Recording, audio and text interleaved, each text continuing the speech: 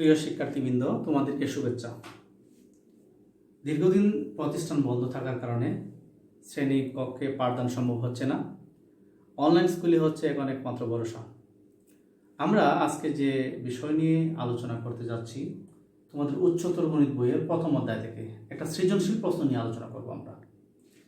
তোমরা একটু বোর্ডের দিকে একটু লক্ষ্য করো। একটা function f such that r বাদ -3/2 থেকে r,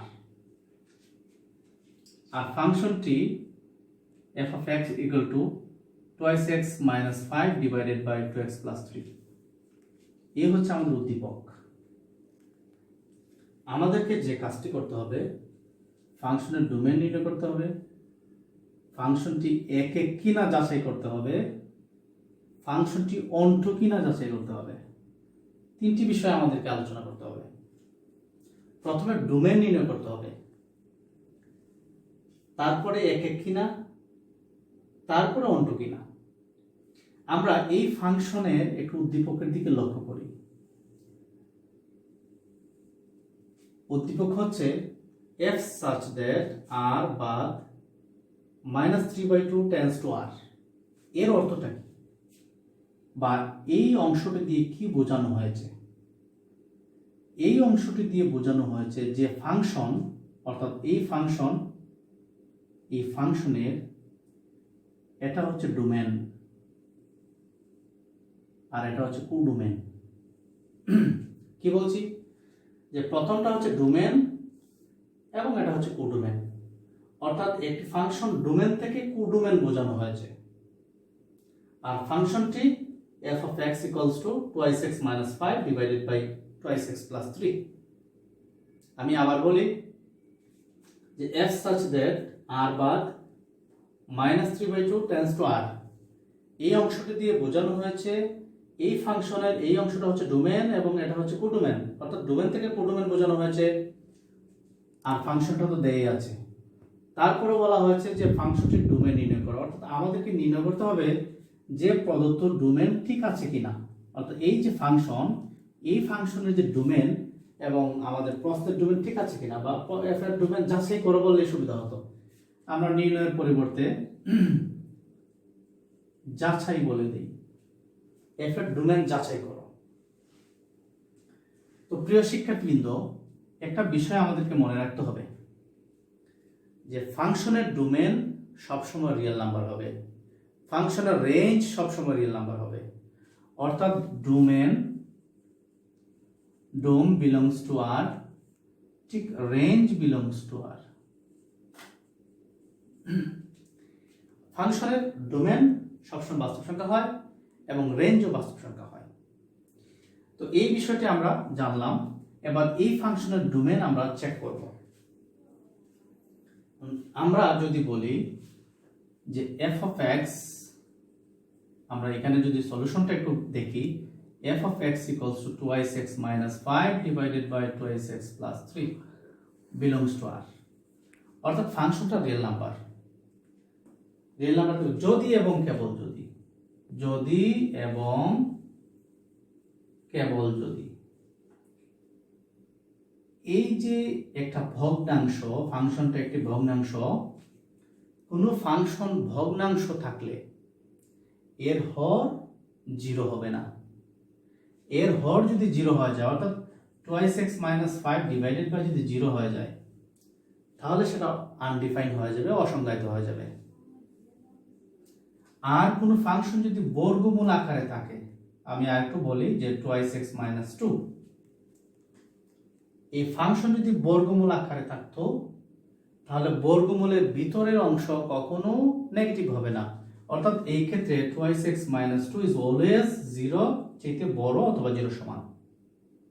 আমরা দুটি বিষয় এখানে দেখলাম, যে ফাংশন যদি বর্গমূলের ভিতরে থাকে বা বর্গমূল আকারে দেয়া থাকে, তাহলে বর্গমূলের ভিতরের অংশ 0 চাইতে বড় হবে অথবা 0 সমান হবে। আর যদি ভগ্নাংশ আকারে দেয়া থাকে, তাহলে এর হর কখনো 0 হবে না। তাহলে এটা রিয়েল নাম্বার হবে যদি এবং কেবল যদি 2x plus 3 not equals to 0 হয়। যদি 0 হয়ে যায়, 0 দিয়ে ডিভাইড করলে অসংজ্ঞায়িত হয়ে যাবে। বা twice x not equals to -3 বা x not equals to -3/2। অর্থাৎ ফাংশনের ডোমেন হবে x এর সমস্ত ভ্যালু বাট -3/2 ছাড়া। আমরা এখানে যদি -3/2 বসাই তাহলে কি হবে? আমরা যদি একটু বলি যে twice x - 5 divided by 2 into -3 divided by 2 plus 3, এই 2 তে ডিভাইড করলে -3 থেকে 3 অর্থাৎ নিচে হয়ে যাবে 0, উপরে twice x - 5 অর্থাৎ অসংজ্ঞায়িত হয়ে যাবে। তো এই ক্ষেত্রে এই ফাংশনের ডোমেন সব মান হবে, সমস্ত রিয়েল নাম্বার হবে, শুধুমাত্র -3/2 ছাড়া।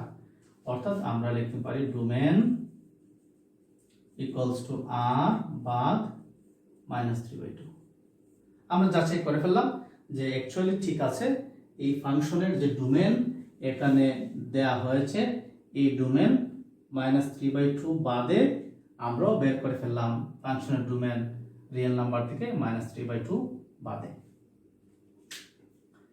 তারপরে আমরা 2 নং প্রবলেমটা একটু যদি দেখি, একটা বিষয় মনে রাখতে হবে যে ডোমেনের কথা বলেছিলাম যে ডোমেন নির্ণয়ের ক্ষেত্রে যদি একটা ফাংশন ভগ্নাংশ আকারে থাকে তাহলে তার হর 0 হবে না, হর নট ইকুয়ালস টু 0। আর যদি আমরা বর্গমূল আকারে দেওয়া থাকে, তো বর্গমূল আকারে দেওয়া থাকলে ফাংশনের বর্গমূলের ভিতরের অংশ 0-র চেয়ে বড় হবে অথবা 0 সমান হবে, 0-র চেয়ে ছোট হবে না। এই বিষয়টা আমাদেরকে মনে রাখতে হবে ফাংশনের ডোমেন নির্ণয়ের ক্ষেত্রে। এবার আসো একক কিনা। ধরি a b belongs to dome f, অর্থাৎ এই ফাংশনের ডোমেন ধরলাম a b, অর্থাৎ a b টা ফাংশনের ডোমেনের সেটে পাওয়া যাবে। অতএব f of a equals to f of b হলে যদি a equals to b হয় তবে ফাংশনটি এক এক হবে। আমরা অন্যভাবে বলতে পারতাম যে ফাংশনটি এক এক হবে যদি a b belongs to dome f এর জন্য f of a equals to f of b হলে a সমান b হয়। এটা অন্যভাবে বলা যায়, যে কোনো ভাবে বলা যায়, অর্থাৎ মূল বিষয়টা ঠিক রেখে যে কোনো ভাবে বলা যায়। আমরা বলছি যে a b ডোমেন f এ আছে, f of a equals to f of b হলে আমরা a সমান b হয়, আর হলে ফাংশনটি এক এক হবে। অন্যভাবে বলা যায় ফাংশনটি এক এক হবে যদি a b belongs to dome f এর জন্য f of a সমান f of b হলে a সমান b হয়। আমরা যে কোনো ভাবে লিখতে পারি। তো এখানে দেওয়া আছে কি, দেওয়া আছে f of x সমান এই যে ফাংশনটা, আমরা এখানে যদি a বসাই তাহলে কি হবে, twice a - 5 divided by twice a plus 3। যদি b বসাই ফাংশনে twice b - 5 divided by plus 3। এবার f of a সমান f of b হলে a সমান b আমরা নির্ণয় করব। তো অতএব f of a সমান f of b, বা প্রশ্ন মতে f of a সমান f of b, বা অতএব দিয়ে লেখা যায়, সুতরাং দিয়ে লেখা যায়, বা twice a - 5 divided by twice a plus 3 equals to twice b - 5 divided by twice b plus 3।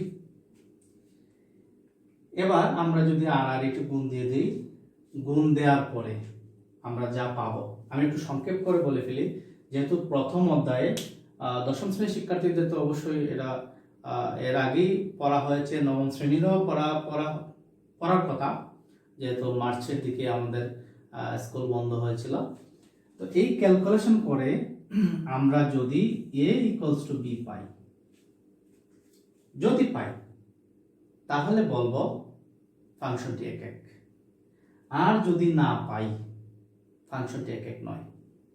আমি আবার বলি যে একটা ফাংশন এক এক কিনা, একটা ফাংশন এক এক কিনা যাচাই করার জন্য আমরা জাস্ট এই অংশটা এইভাবে লিখতে পারি, ধরি, তারপরে এই অংশটা লেখার পরে f of a f of b বসিয়ে f of a সমান f of b লিখে যদি আমরা a সমান b পেয়ে যাই, তাহলে বলবো ফাংশনটি একক।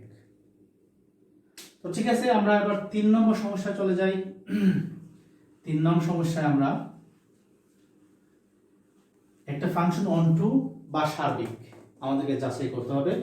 একটা ফাংশন বা f একটি অনটু ফাংশন বা সার্বিক ফাংশন।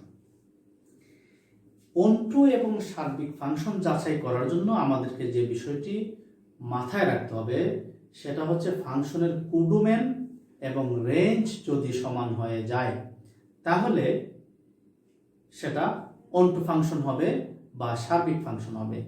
যদি কোডোমেন এবং রেঞ্জ সমান না হয় তাহলে আমরা বলে দেব ফাংশনটি সার্বিক নয় বা অনটু নয়।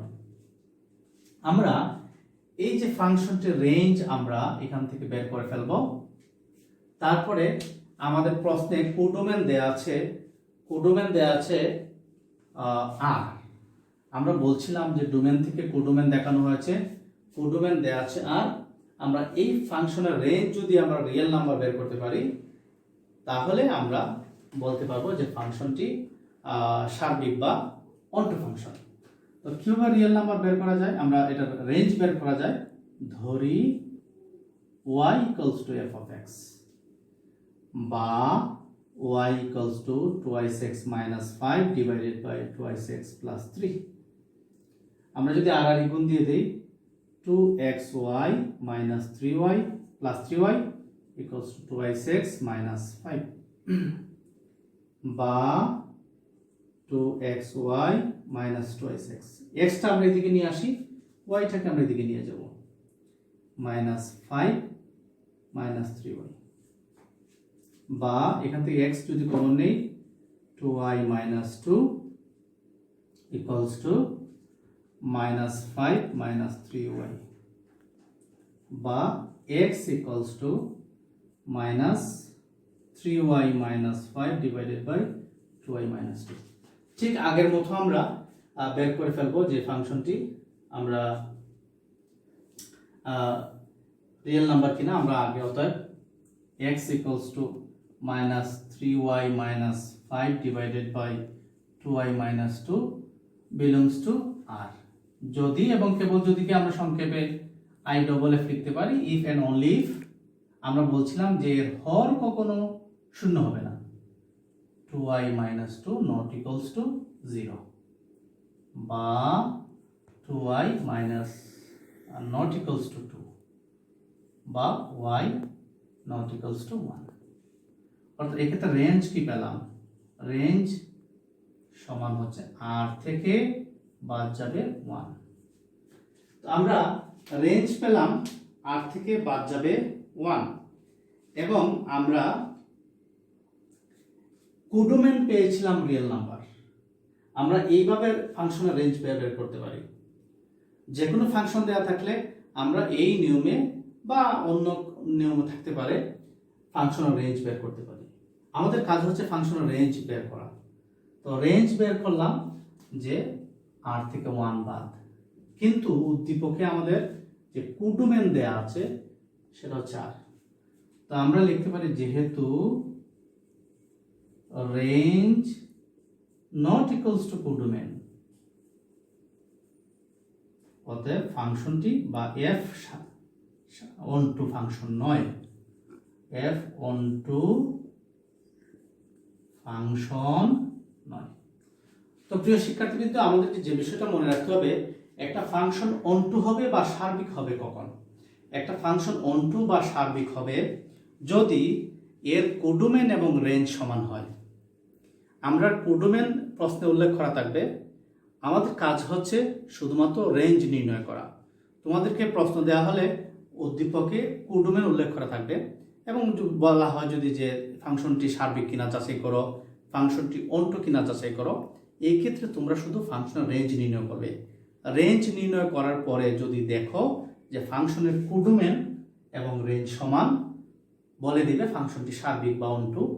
আর যদি দেখা যায় যে না, কোডোমেন এবং রেঞ্জ সমান নয়, তাহলে এই ক্ষেত্রে ফাংশন সার্বিক নয়। তো আজকে আমরা এই পর্যন্তই আমাদের আলোচনা।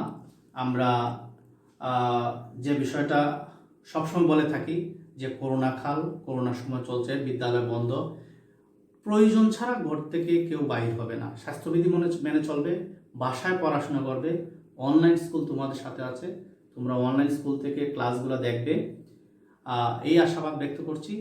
ধন্যবাদ সবাইকে।